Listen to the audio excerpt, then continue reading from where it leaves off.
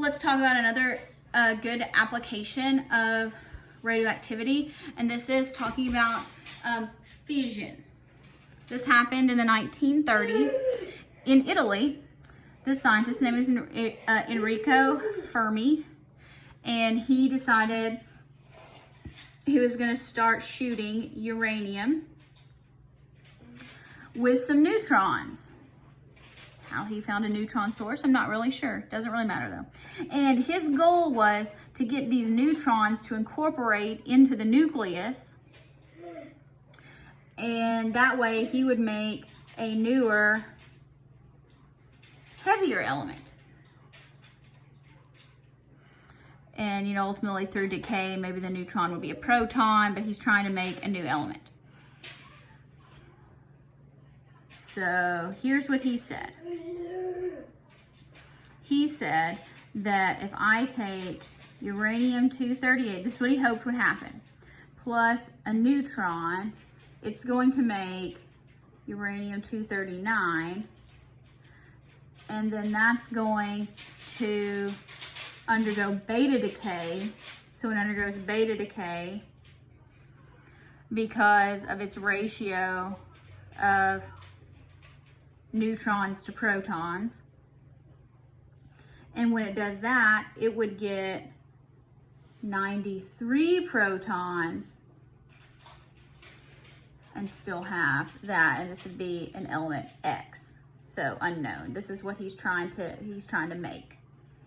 That was not what happened.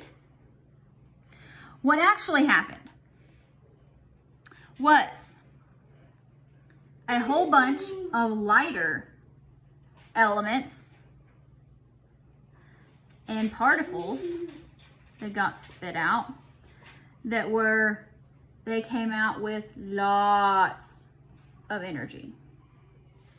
So let's talk about, from this we determined nuclear fission. Nuclear fission is the process of splitting the nucleus of an atom that results in a tremendous release of energy. So this is the example that is commonly used. So, but we do this with uranium-235.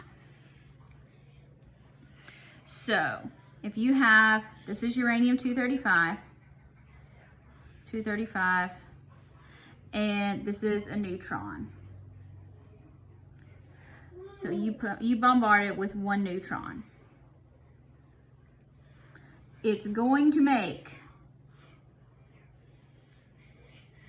this whole formulation here, and then you're going to get several things that are split off. You're going to get barium, which is this. You're going to get, now I'm not expecting you to memorize this, krypton, and you're going to get 3 neutrons, plus a whole lot of energy. Now, this was originally, what they determined was this particular process only occurs with the uranium-235 isotope, which is not very common. It is less than 1% of uranium that's available naturally. Most uranium exists as uranium-238. Now, if you were to have this is our starting sample, so this is where you start, starting uranium-235. If you have enough of that in one particular sample, you can produce a chain reaction. What is a chain reaction? A chain reaction is where the neutrons that are produced by the fission of one nucleus would induce fission in the nucleus of another U-235. So what that means is, go back up here. So you start this reaction and you take neutrons and you hit it onto a mass, and suppose it has enough uranium-235, it's going to break down, and each of these 3 neutrons is going to go back and start the process over with unbombarded 235, and it just keeps going on. This is what they used in the Manhattan Project,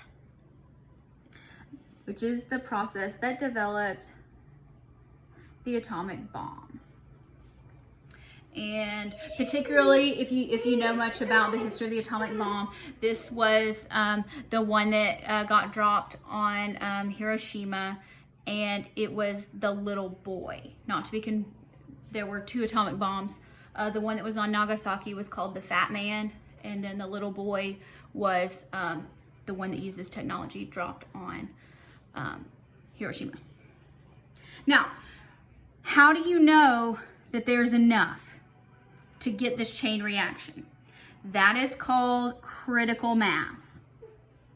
That is the amount of substance U-235 that's required to produce a chain self-sustaining, so we say self-sustaining reaction. So you get the mushroom cloud and all that. So this is one of the things that they talk about, you know, when you're enriching uranium and all the stuff related to nuclear weapons, they're trying to prevent people from being able to do this. Or everybody has it, so the theory of mutual destruction, we're not going to get into politics of it. But that was the initial thing. Then somebody said, you know, hey, why don't we do this in a smaller application? So this is a much more common application now, because obviously we're not blowing people up, and that's a good thing, is we can use this technology here because it releases a tremendous amount of energy. So we can use this energy to form power. And so nuclear power actually utilizes and harnesses this fission process, not making a chain reaction. So there is not a critical mass to generate energy. And this is what they did for many years at USEC in Paducah, or under its other myriad of names. Martin Marietta, Lockheed Martin, USEC, all of that. Now, things about nuclear power. A small amount of fuel can produce a very large amount of energy in a controlled release, and that's what nuclear power does. All right, so in a nuclear power facility, you have a nuclear core. So the nuclear core are fuel rods of uranium, and they have been enriched to a percentage to where they're about 3.5% uranium-235. Now remember, natural U-235 has an abundance of less than 1%.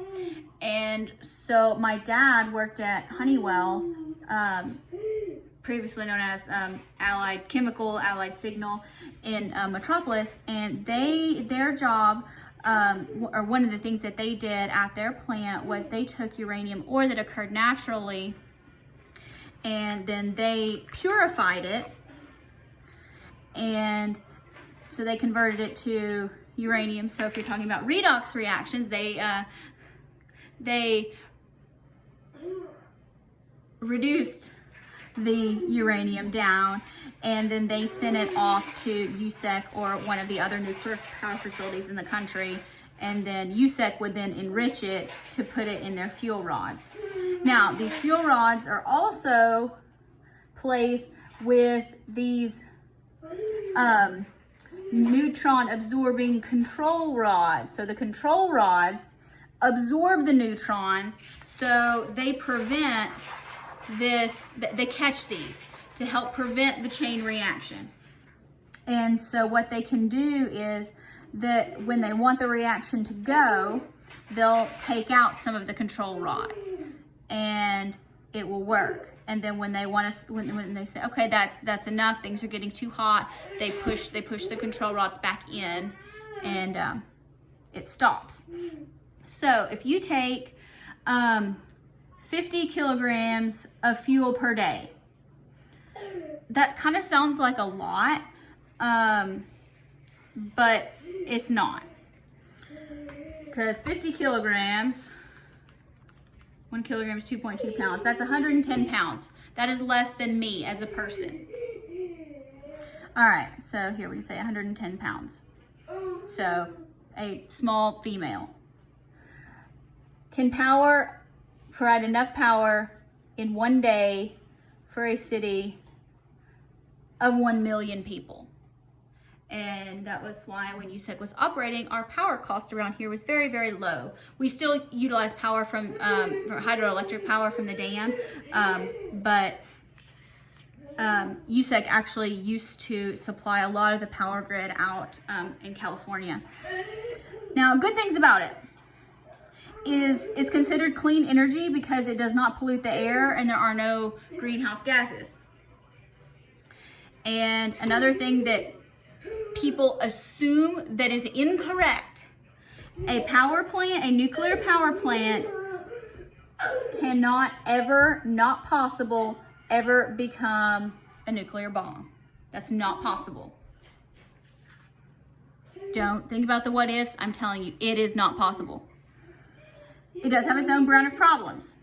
The problem is waste disposal. So it's clean from an air standpoint, but it's not necessarily clean from a waste standpoint. There's still waste.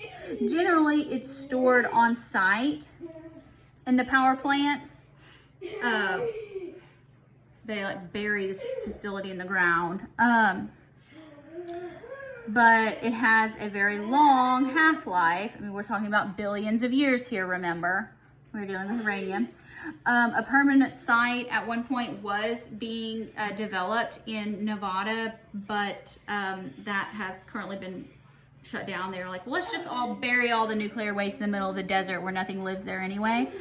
But that project was abandoned. So now there's a big hole in the ground in Nevada and there's nothing in it. Now, you can have situations with overheating and meltdown.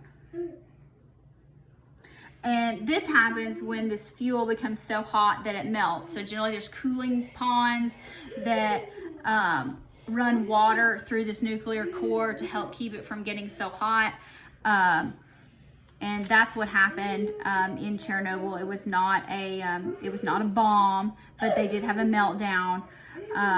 And then to a lesser degree, they had that in Fukushima, Japan. That situation was related to a tsunami. The tsunami came in and it drained all their cooling ponds, and they had an overheating. They didn't get to full meltdown, but it does bring its own brand of problems. So nuclear energy is actually one of my preferred forms of energy, but I do acknowledge that it is not always completely safe.